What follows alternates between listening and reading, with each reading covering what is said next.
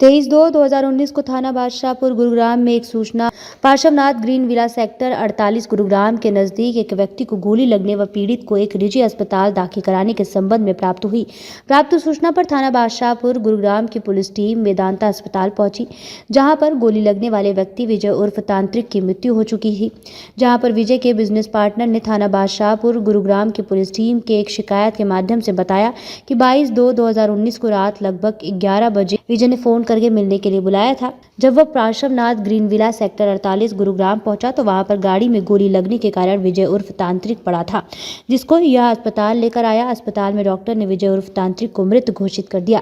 इस शिकायत के आधार पर थाना बादशाहपुर गुरुग्राम में संबंधित धाराओं के तहत अभियोग अंकित किया गया। आरोपी से पुलिस पूछताछ में ज्ञात हुआ कि आरोपी 2023 से दुबई में रह रहा था तथा वर्तमान में दुबई में एक बैंक में काम करता है। आरोपी ने गैंगस्टर कौशल को रहने के लिए जगह दी थी। गैंगस्टर कौशल व अमित डागर के गुर्गों से कौशल की बात करवाता था। इसके बदले गैंगस्टर कौशल ने आरोपी को लाइसेंस बनवाने के लिए लगभग 1 लाख रुपए दिए थे। विजय उर्फ तांत्रिक की हत्या की साजिश गैंगस्टर कौशल, अमित डागर व इसने दुबई में रची थी। तांत्रिक के मर्डर केस में एक व्यक्ति को गिरफ्तार किया, क्या है पूरा मामला, कितना क्या इनाम था इसके ऊपर? ये 2019 में एक बहुचर्चित केस था, एक हत्याकांड को आरोप दिया गया था।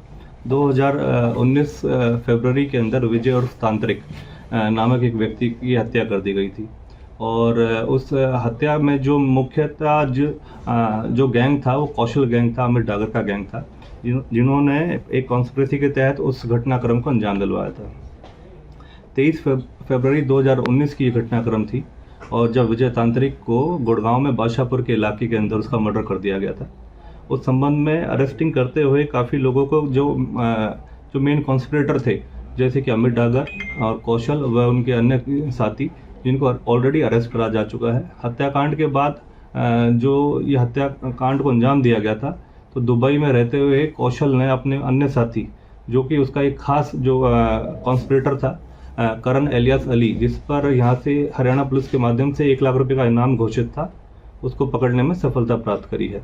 इसमें हमारे SHO बादशाहपुर सतीश और उनकी टीम ने जो अमृतसर जो एयरपोर्ट है उसके पास से जो मुख्य इसका एक आरोपी बकाया था, जिसके ऊपर 1 लाख का इनाम था, उसको पकड़ने में सफलता प्राप्त करी है और उसकी अरेस्टिंग करी गई है और उसको अब न्यायालय में पेश करा जाएगा। अमृतसर से गिरफ्तार हुआ है, क्या कुछ और गैंगस्टर से इसके ताल्लुकात थे, क्या बमिया गैंग से जुड़ा हुआ था सर? ये देखिए, जिस तरीके से कौशल लगभग 2018-19 के आसपास जब वो एक्सकॉन्डेड था काफ़ी सारे अन्य मैटर्स के अंदर, यहाँ पर हरियाणा के अंदर, गुड़गांव के अंदर, तो उस दौरान उसने फरारी के दौरान वो दुबई के अंदर रुका था और दुबई में जो उसका मेन फैसिलिटेटर था, जो उसको हर चीज़ से सुख सुविधा और जो साधन जो मुहैया कराता था, वो करण था।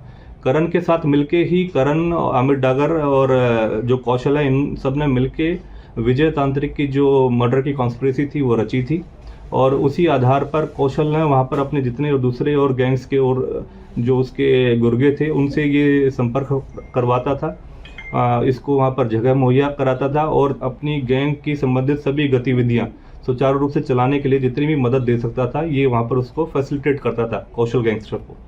बम्बिया गैंग से जुड़ा हुआ है सर ये? देखिए, अभी इसको लेके आए हैं, इससे और गहनता से भी पूछताछ की जा रही है और पूछताछ के दौरान पता चलेगा कितने और अन्य गैंग्स के साथ इसका ऐसा वास्ता रहा है, किस और अन्य किसी ऐसी क्रिमिनल एक्टिविटीज़ में इसकी संलिप्तता है, वो सभी के बारे में अभी पूछताछ जारी है। क्या पंजाब में भी कुछ मुकदमे दर्ज है इसके खिलाफ? उसके बारे में भी अभी हम, क्योंकि पूछताछ के दौरान जो चीज़ें सामने आएंगी इसका रिकॉर्ड चेक करा जाएगा। देखने में ये आया है कि लगभग 2013 से ये दुबई के अंदर रह रहा था और वहीं से जो संबंधित गैंग्स के जिनके साथ ये टच में था उनको फैसिलिटेट करता था, तो उस संबंध में जानकारियाँ इकट्ठी करी जा रही हैं। सर, इस दौरान ये दुबई से इंडिया कितनी बार आया था, कुछ इस तरह से मालूमात हुआ?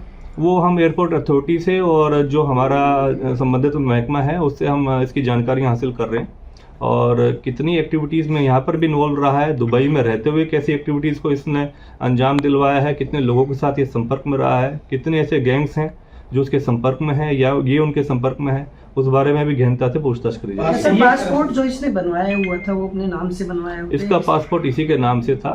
इसमें जब 2019 के अंदर ये मर्डर हुआ था, तो जब Gurgaon police, crime branch, STF और हमारे लोकल पुलिस स्टेशन के माध्यम से इसके ऊपर काफ़ी निगरानी रखी गई थी, काफ़ी संबंधित जो इसके साथ लोग जो उस केस में इन्वॉल्व थे विजय तांत्रिक के, उसमें उन लोगों को अरेस्ट करा गया था।